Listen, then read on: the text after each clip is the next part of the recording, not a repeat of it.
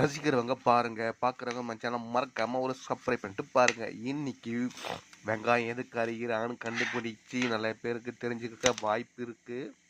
வெங்காயம் அரிகிறது பார்த்தீங்கன்னா கத்திரிக்காய் மாங்காய் சாம்பார் போட்ட இன்னைக்கு செய்ய போகிறோம். வாங்க எல்லாரும் வீடியோக்குள்ள போய் பார்க்கலாம்.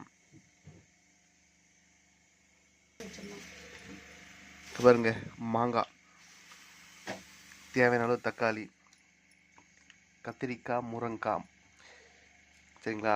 கத்திரிக்காய் முருங்காய் மாங்காய் போட்ட சாம்பார் தான் இன்னைக்கு சுட சுட சாப்பிட போகிறோம், செய்ய போகிறோம். வாங்க மறக்காமல் வீடியோக்குள்ளே குதிச்சு பார்க்கலாம். சரி, அதுக்கு கொஞ்சம் வெங்காயம் அரிஞ்சிக்கலாம். ஒரே ஒரு தக்காளி எடுத்து வச்சுருக்கு. பருப்பு குக்கரில் வச்சுருக்காங்க.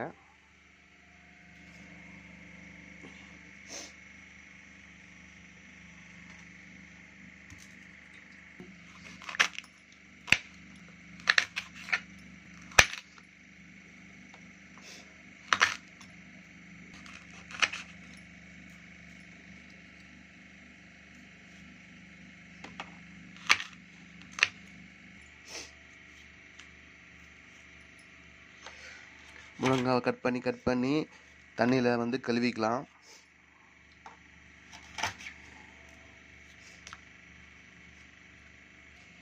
கத்திரிக்காவும் கட் பண்ணிக்கலாம்.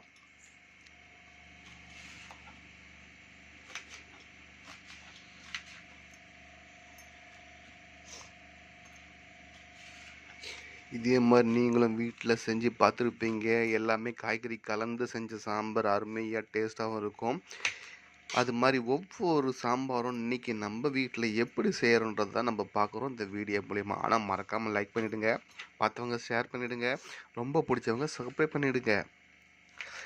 அது நார்மலாகவே மாங்காய் போட்டாவே சூப்பராக இருக்கும். இந்த மீன் குழம்புக்கு மாங்காய் போடுவாங்க இல்லையா, அது மாதிரி இந்த கத்திரிக்காய் முருங்காய் மாங்காய் போட்டு செய்யும் போது இந்த டேஸ்ட்டு செம்மையாக இல்லைங்க.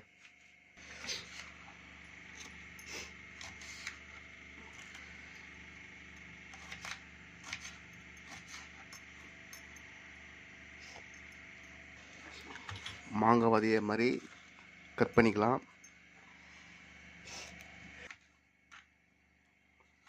இந்த புளிப்புத்தன்மை கூடும் போது இந்த மாங்காய் குழம்பு அப்படியே இந்த டேஸ்ட்டு கூடும் பாருங்க, அந்த அளவுக்கு பயங்கரமாக இருக்கும்.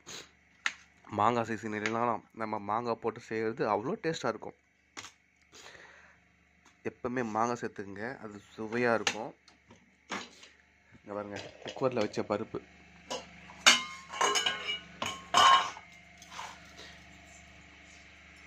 சாம்பார்னாவே பருப்பு இருக்கணும். அந்த பருப்பு இருக்குதுன்னா வேக வைக்கணும்.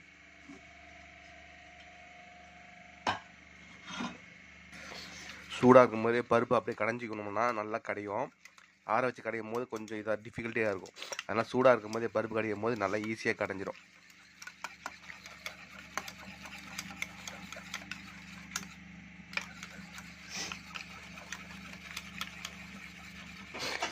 சாம்பாருக்கு கொஞ்சம் தேங்காய் பில்லை போடும் போது தேங்காயோட வாசனை பட்டு சாம்பார் வந்து ரொம்ப அருமையாக டேஸ்ட்டாக அது வந்து கூட்டி கொடுக்கும். அதனால் தேங்காய் பில்லை கொஞ்சமாக போட்டுங்க சாம்பார் செய்யும் போது.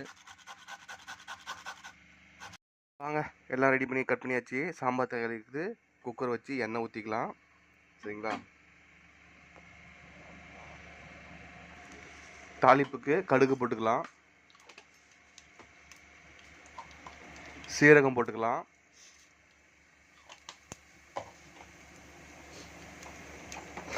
எல்லாத்துக்கும் பெருங்காயம் சேர்த்துங்க. உடம்புக்கு கொஞ்சம் கேஸ் ட்ரபிள் இருந்தால் ரொம்ப ஆரோக்கியமாக.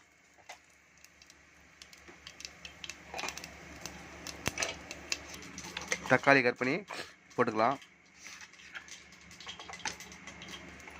அரிஞ்சு வச்ச வெங்காயம் தேங்காய் எல்லாத்தையும் சேர்த்துக்கலாம்.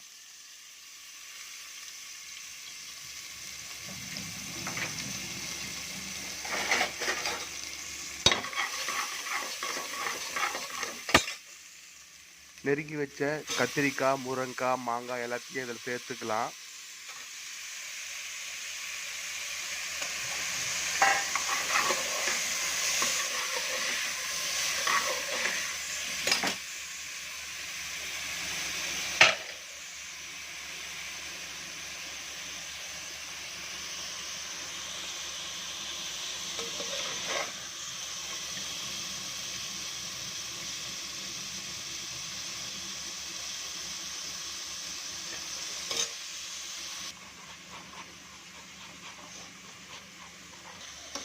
துருவி வச்ச தக்காளியை ஊற்றிக்கலாம்.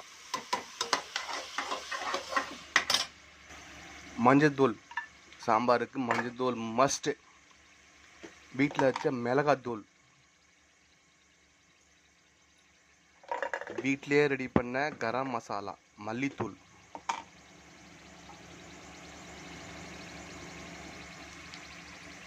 தேவையான அளவு சால்ட்டு.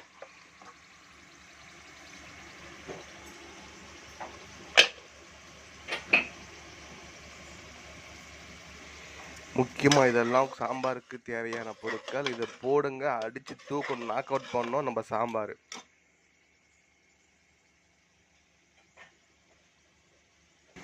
என்னடா எல்லாம் இருக்குது, புளியை காணுமே. புளி இல்லாமல் எப்படிங்க ஒரு சாம்பார்?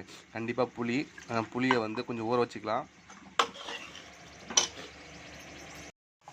நல்லா ஆட்டி வச்ச பருப்பை, கடைஞ்சி வச்ச பருப்பை ஊற்றிக்கலாம். புளியை நல்லா கரைச்சிக்கலாம்.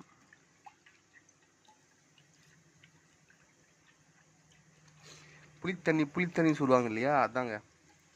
அந்த புளித்தண்ணி அப்படியே தண்ணி புளியாக்கல. நம்ம கரைச்சி வச்ச புளித்தண்ணியை ஊற்றிக்கலாம் சாம்பாரில்.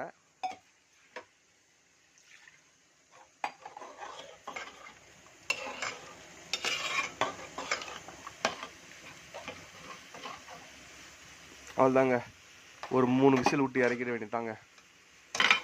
அப்படின்றது தேவையில்ல, காய்கறி அவ்வளோ வேக தேவையில்ல. அதனால் ஒரு விசில் போதுங்க. ஒரு விசில் விட்டு இறக்கிட்டா சாம்பார் ரெடி. நம்ம கத்திரிக்காய், மாங்காய், முருங்காய் போட்ட சாம்பார் ரெடி ஆயிடுச்சு. சூப்பர் டேஸ்ட்டாக இருக்குது. இதை வந்து சாத்தில் பிசைஞ்சு சாப்பிடும் போது சும்மா அருமையாக இருக்கும். இதே மாதிரி நீங்களும் வீட்டில் செஞ்சு ட்ரை பண்ணி பார்த்துட்டு மறக்காமல் கமெண்ட் பண்ணுங்கள். வீட்டில் செய்கிற உணவு எல்லாமே உடல் நலத்துக்கு ரொம்பவே நல்லது. இது மறக்காமல் செய்யுங்க. மறக்காமல் சப்ஸ்கிரைப் பண்ணுங்கள். பாய்.